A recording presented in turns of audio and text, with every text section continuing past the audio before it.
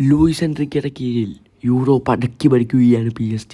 അതെ, ലൂയിസ് എൻറിക്കയുടെ കീഴിൽ back to back champions ലീഗും നേടിയിരിക്കുന്നു PSG. ഫൈനലിൽ അവർ ആർസനലിനെ പരാജയപ്പെടുത്തിയാണ് ആ ചാമ്പ്യൻസ് ലീഗ് അങ്ങ് നേടിയത്. നിശ്ചിത സമയം കഴിഞ്ഞ് പെനാൽറ്റി ഷൂട്ടൗട്ടിലാണ് PSG വിജയം കാണാൻ പറ്റിയത്.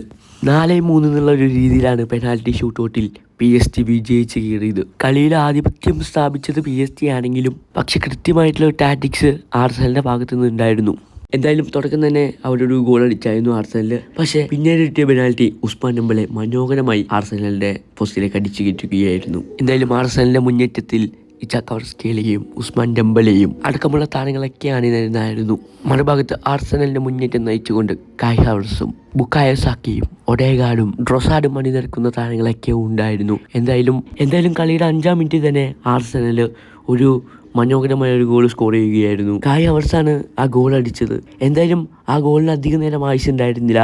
ഇസാക്ക് ക്വാറസ്കേലിയ ഒരു പെനാൽറ്റി നേടിയെടുക്കുകയായിരുന്നു. ഉസ്മാൻ ഡെമ്പലെ ആ പ്രഷർ സിറ്റുവേഷനിൽ ആ ഗോൾ മനോഹരമായി ബോക്സിലേക്ക് അടിക്കുകയായിരുന്നു. എന്തായാലും 90 മിനിറ്റ് കഴിയുമ്പോഴും 1-1 സമനില.